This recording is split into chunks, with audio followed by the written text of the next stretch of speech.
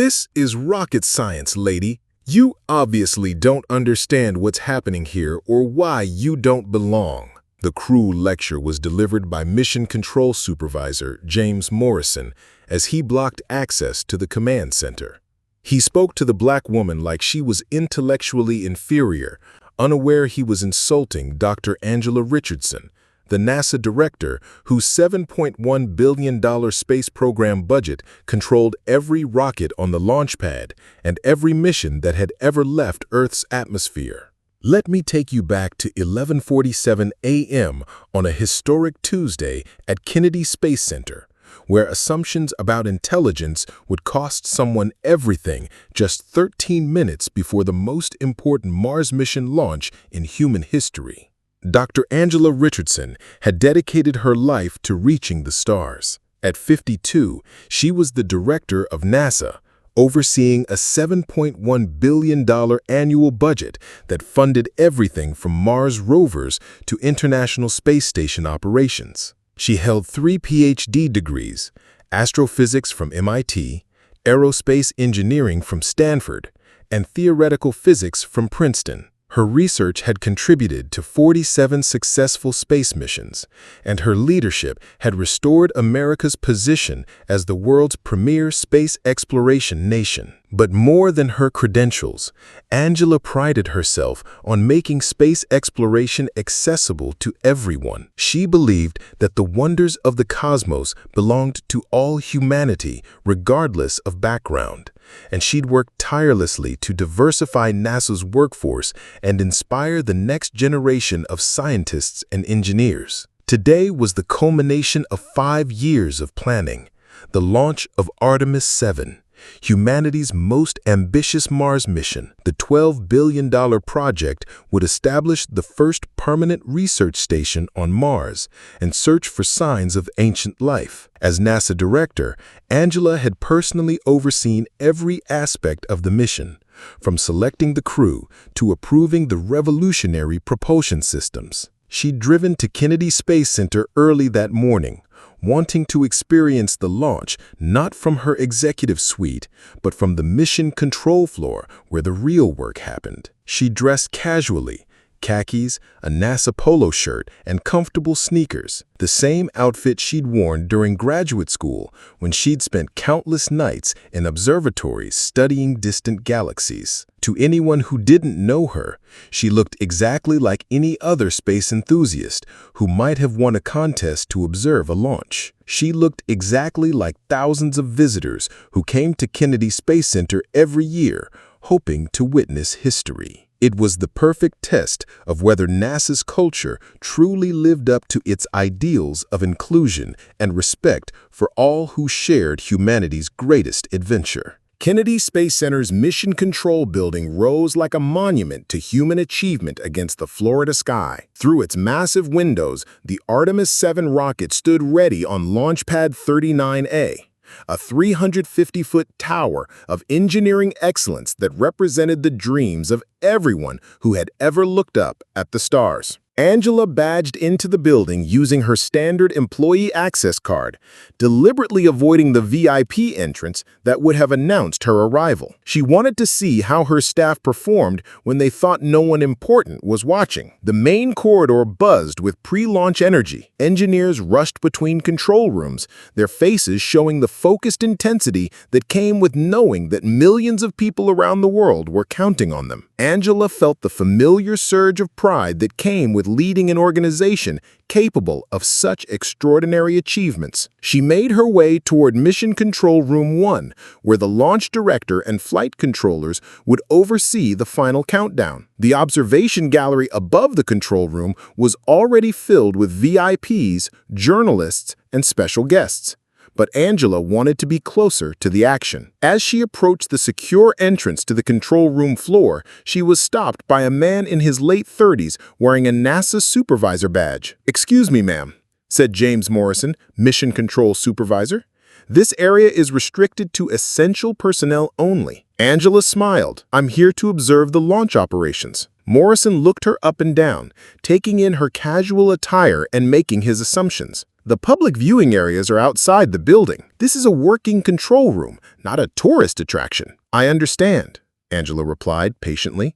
I'm not a tourist. I work here. Morrison's eyebrows rose skeptically. What's your position? Angela said she was involved in mission oversight, curious to see how this would play out. Mission oversight? Morrison laughed. Lady, mission oversight involves PhD-level scientists and engineers who've dedicated their lives to aerospace technology. This is rocket science, not a community college science fair. The condescension in Morrison's voice was unmistakable. Angela felt the familiar sting of assumptions made based on appearance rather than ability. The same assumptions that had followed her through graduate school, through her early career, and apparently into the highest levels of NASA leadership. I assure you, I understand the complexity of the mission, Angela said calmly. Morrison shook his head with the exaggerated patience of someone explaining something obvious to a child. This is rocket science, lady. You obviously don't understand what's happening here or why you don't belong. The words hit like a physical blow. Here,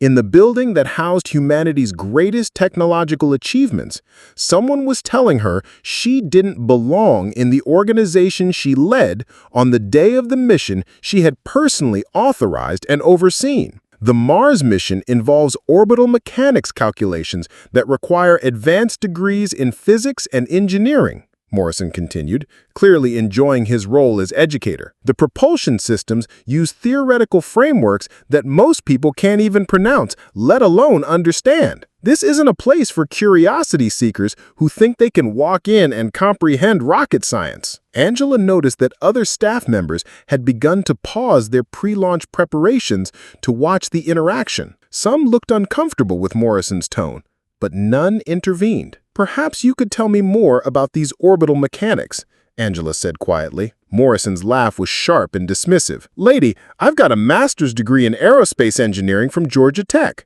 I've been working mission control for 8 years. I don't have time to explain graduate-level physics to someone who clearly doesn't have the background to understand it. Try me, Angela said. Morrison looked around at his colleagues, some of whom were now openly watching the exchange. He was clearly enjoying having an audience for his demonstration of intellectual superiority. Fine, he said. The Artemis 7 mission requires a trans-Mars injection burn that accounts for the gravitational influences of both Earth and Mars, calculated using the patched conic approximation method. The spacecraft needs to achieve a hyperbolic excess velocity of approximately 3.6 kilometers per second relative to Earth's sphere of influence. The trajectory optimization involves solving Lambert's problem for the specific launch window we have today. He paused, waiting for Angela to look confused or overwhelmed. Instead, she nodded thoughtfully. That's correct for the initial trajectory calculation, but you're oversimplifying the gravitational assist component. The mission also incorporates a Venus flyby to reduce fuel requirements, which means we're actually solving a multi-body problem that requires numerical integration methods rather than simple patched conics. Morrison's confident expression faltered slightly. Angela continued. The hyperbolic excess velocity you mentioned is accurate for the Earth departure phase, but the Mars orbital insertion burn will require precise timing to account for the planet's elliptical orbit and the seasonal dust storms that could affect atmospheric density during aerobraking. Lucky guess, Morrison said, but his voice had lost some of its certainty. The spacecraft's nuclear thermal propulsion system uses uranium-235 fuel elements with a specific impulse of 850 seconds, nearly twice the efficiency of conventional chemical rockets. The reactor design incorporates NERVA-derived technology with modern safety protocols that prevent criticality during atmospheric phases.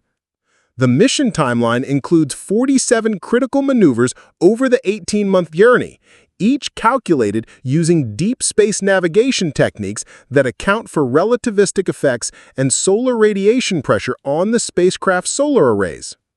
The control room had gone completely quiet. Every technician and engineer within earshot had stopped what they were doing to listen to the woman in casual clothes demonstrate an understanding of rocket science that surpassed that of most NASA employees.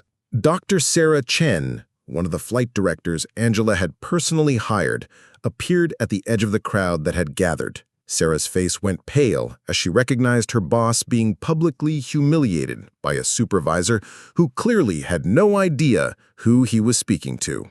"Dr. Richardson," Sarah said tentatively. Morrison turned toward the flight director. "Dr. Richardson? You know this woman?" Sarah looked between Morrison and Angela, clearly uncertain about how to handle the situation. Angela gave her a subtle nod. "Yes," Sarah said carefully. "This is Dr. Angela Richardson. She's the director of NASA." The words fell into the control room like a meteorite strike. Morrison's face went through a series of expressions: confusion, disbelief, and then a dawning horror as the implications began to sink in. Around them, conversation stopped mid-sentence as the news rippled through the room. "That's impossible," Morrison stammered. "The NASA director is... she wouldn't be here like this." Angela reached into her pocket and withdrew her NASA director identification badge, the one that granted her access to every facility, every classified program, and every decision that shaped America's space program. Dr. Angela Richardson, Director, National Aeronautics and Space Administration, in charge of the $7.1 billion annual budget that funds every mission, every employee's salary, and every rocket that leaves this facility. Morrison stared at the badge as if it were written in an alien language, including, Angela continued, the $12 billion Artemis 7 mission that launches in exactly 11 minutes. Angela pulled out her phone and dialed a number that connected directly to NASA's executive office. "This is Dr. Richardson. I need you to conference in HR and legal immediately. We have a code-red discrimination incident at Kennedy Space Center Mission Control." Her assistant's voice came through clearly. "Yes, Dr. Richardson. Connecting now. Are you safe?" "I'm safe. But this facility isn't operating according to NASA's standards of professional conduct and equal treatment." Morrison and several other supervisors had gone very quiet, watching Angela with growing alarm. The pre-launch operations continued around them, but a significant portion of the control room's attention was now focused on the conversation unfolding near the secure entrance. "Dr. Richardson," Morrison tried to interrupt, "if I said anything inappropriate..." Angela held up a hand for silence.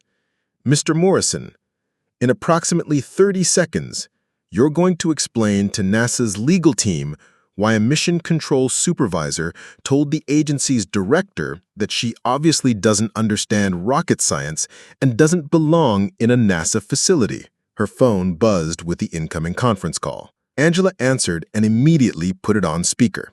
"Good morning. This is Dr. Angela Richardson, Director of NASA, calling from Kennedy Space Center Mission Control. I need to report a discrimination incident involving Mission Control Supervisor James Morrison." The response was immediate and professional. "This is Rebecca Martinez, NASA General Counsel. We're recording this call. Can you describe the incident, Dr. Richardson?" "I entered Mission Control to observe pre-launch operations for Artemis 7. Mr. Morrison denied me access, told me I obviously don't understand rocket science, and stated that I don't belong in a NASA facility. This occurred in front of multiple NASA employees and contractors." "And who was the supervising staff member involved?" Becca asked. Angela looked directly at Morrison. "James Morrison, Mission Control Supervisor, badge ID 4471. The effect was immediate and devastating. Morrison's face went white. Several other supervisors stepped backward as if Morrison had become radioactive. The nearby engineers and technicians stared in stunned silence at the man who had just insulted the head of the entire space program. "Mr. Morrison," Rebecca's voice came through the speaker, "you're suspended effective immediately pending a full investigation. Dr. Richardson, do you need security assistance?" "Not yet," Angela replied, her voice remaining calm despite the fury building in her chest. "But I want Mr. Morrison escorted from Mission Control immediately. He no longer represents NASA's values or professional standards." What made the moment even more powerful was the audience. Mission Control was filled with NASA's brightest minds, engineers, scientists, and technicians who had dedicated their careers to space exploration. They had all witnessed the discrimination firsthand, and now they were seeing the consequences unfold in real time. Dr. Maria Santos, a propulsion engineer who had been working nearby, approached hesitantly. "Dr. Richardson, I watched what happened. Mr. Morrison's behavior was completely inappropriate, and I'm sorry none of us intervened." A young black engineer named Marcus Williams stepped forward. "Dr. Richardson, I want you to know that this kind of thing happens here regularly. Not just to visitors, but to staff too. People make assumptions about who belongs in certain roles." Angela turned her full attention to him. "Can you be more specific, Mr. Williams?" Marcus glanced nervously at the other supervisors, then back to Angela. Engineers and scientists of color get questioned about their credentials, assigned to less visible projects, sometimes excluded from important meetings. When we try to report them through normal channels, he gestured toward Morrison, who was still standing nearby in shock. Supervisors like Mr. Morrison make it clear that questioning their judgment isn't welcome. "And you documented these incidents?" Angela asked. "I tried to report them through HR, but nothing ever came of it," Marcus replied. "The reports get filed, but the behavior continues." Angela felt her jaw tighten. Not only had NASA been discriminating against visitors and potential recruits, but staff who tried to address it were being silenced. In an organization that depended on the best minds, regardless of background, this kind of systemic bias wasn't just morally wrong, it was a threat to the entire space program. Dr. Chen approached with a tablet. "Dr. Richardson, we have 8 minutes until launch. The flight directors are ready to proceed, but given the circumstances." Angela looked around the control room, at the faces of the men and women who would guide humanity's next giant leap toward Mars. Some looked ashamed of what they'd witnessed. Others looked hopeful that change might finally come. "The Artemis 7 proceeds as scheduled," Angela said firmly. "But after Artemis 7 is safely on its way to Mars, we're going to have a comprehensive discussion about NASA's culture and values." For the next 8 minutes, Angela stood in mission control and watched her team execute the most complex space mission in human history. Despite the tension from the Morrison incident, the professionalism and expertise of NASA's workforce shone through. The final countdown proceeded flawlessly. At exactly 12 p.m. Eastern, the Artemis 7 spacecraft lifted off from Launch Pad 39A, riding a column of flame toward the stars. The thunderous roar of the engines filled the control room through the facility's audio system, and Angela felt the familiar surge of awe that came with watching human achievement transcend the bonds of Earth. "Artemis 7 is nominal and on trajectory," announced the flight director. "All systems green. Mars orbital insertion in 423 days." The control room erupted in applause and cheers.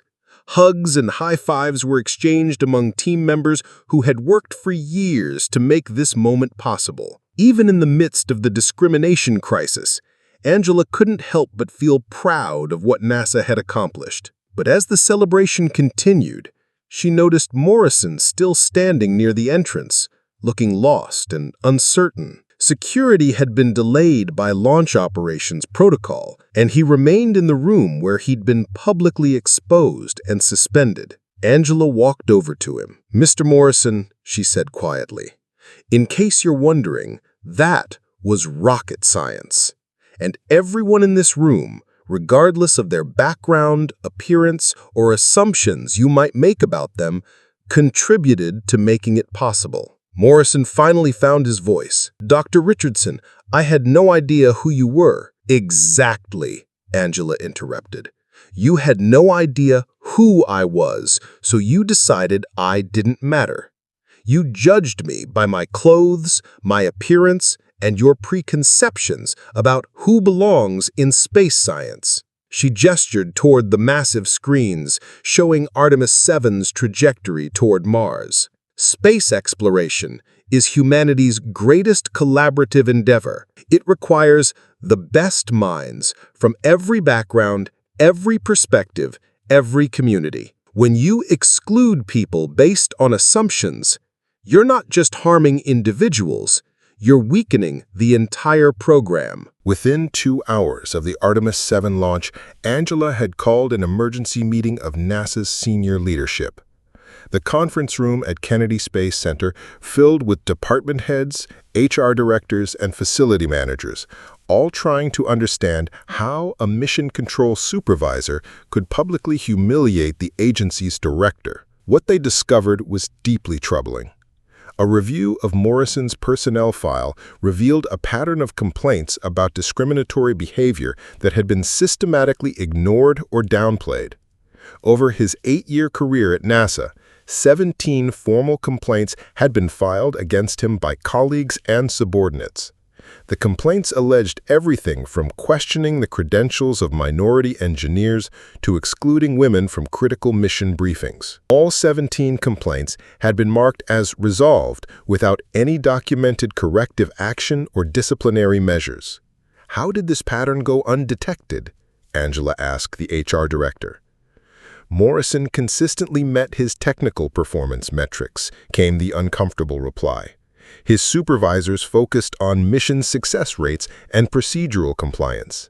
The interpersonal issues were treated as isolated incidents. Angela leaned back in her chair. So we prioritized technical competence over professional conduct. We had protocols in place, the HR director protested. But implementation at the facility level varied. No, Angela said firmly. We had policies on paper that we failed to enforce. We created an environment where technical expertise was seen as an excuse for discriminatory behavior. She stood and walked to the window overlooking Launchpad 39A, where preparations were already underway for the next mission. Effective immediately, Angela announced, I'm implementing the NASA Standards Initiative. Every NASA facility will undergo a comprehensive review of workplace culture. Any employee with a pattern of discrimination complaints will face mandatory training or termination. And any supervisor who ignores or downplays discrimination reports will be removed from leadership positions. She turned back to the room. Space exploration demands the highest standards of scientific excellence and human decency. We can't achieve one without the other. Over the following weeks, Angela personally visited every major NASA facility to observe operations and speak with employees. What she found was both inspiring and disappointing. At Johnson Space Center in Houston, she discovered a group of brilliant engineers whose innovative ideas had been consistently overlooked because they didn't fit traditional expectations about who looked like a rocket scientist. At Goddard Space Flight Center in Maryland, she met researchers whose groundbreaking work on Mars geology had been marginalized by supervisors who questioned their qualifications. But she also found centers of excellence where diversity and inclusion had produced remarkable results. At JPL in California, teams that reflected the full spectrum of American talent had designed the most successful Mars rovers in history. At Ames Research Center, collaborative leadership had led to breakthroughs in life detection technology. The contrast was clear. NASA facilities that embraced diversity achieved better science. Those that clung to exclusionary cultures limited their own potential. Angela established new protocols for every NASA operation. Universal access. Any person expressing interest in NASA careers would receive respectful treatment and genuine evaluation, regardless of appearance or background. Accountability measures. Supervisors would be evaluated not just on technical outcomes, but on their ability to foster inclusive, collaborative environments. Reporting protection. Employees who reported discrimination would be protected from retaliation, and all complaints would be investigated by independent review boards. Cultural assessment. Regular surveys and observations would monitor workplace climate and identify problems before they became systemic. Leadership development. NASA managers would undergo comprehensive training on inclusive leadership and unconscious bias recognition. 3 months later, Angela received a letter that reminded her why the changes at NASA mattered. It came from Maria Gonzalez, a high school student in East Los Angeles who had been following the Artemis 7 mission. Maria wrote that she had always loved astronomy, but never thought she could work in space science because she didn't look like the people on TV who worked at NASA. But after learning about Dr. Richardson's experience and NASA's commitment to inclusion, Maria had applied for a summer internship program. She'd been accepted and was now working on Mars surface analysis at JPL. "You showed me that space exploration belongs to all of us," Maria wrote. "Not just people who look a certain way or come from certain backgrounds. You made me believe I could reach for the stars too." Angela kept that letter on her desk next to a photo from the Artemis 7 launch day. It reminded her every day that NASA's mission wasn't just about reaching other worlds. It was about ensuring that the journey included everyone who dared to dream of touching the cosmos. The Morrison incident had revealed uncomfortable truths about assumptions and exclusion in America's space program. But it had also demonstrated that when those barriers were removed, human potential was limitless. 6 months after that discrimination in mission control, NASA's diversity recruitment programs were attracting the brightest minds from every community. The agency's scientific output had increased, its problem-solving capabilities had expanded, and its public support had grown stronger than ever. Angela often reflected on Morrison's words, "This is rocket science, lady. You obviously don't understand what's happening here." He'd been wrong about her understanding rocket science, but more importantly, he'd been wrong about who belonged in humanity's greatest adventure. 14 months after launch, Artemis 7 successfully entered Mars orbit and deployed its surface landers. The mission's success exceeded every projection. The spacecraft found compelling evidence of ancient microbial life, established a sustainable research outpost, and demonstrated technologies that would enable human colonization of Mars. But for Angela, the mission's greatest achievement wasn't scientific. It was the fact that the diverse team that made it possible, engineers and scientists from every background, every community, every perspective, had worked together to expand human knowledge and capability. The day the first images of Mars' surface life were transmitted back to Earth, Angela stood in the same mission control room where Morrison had told her she didn't belong. The room was filled with cheering scientists and engineers, many of them women and people of color, who might never have found their way to NASA under the old culture. Dr. Marcus Williams, the young engineer who had spoken up about discrimination, was now leading the Mars sample analysis team. Dr. Maria Santos had been promoted to chief propulsion engineer for the next Mars mission, and Maria Gonzalez, the high school student from East LA, was starting her freshman year at MIT on a full NASA scholarship.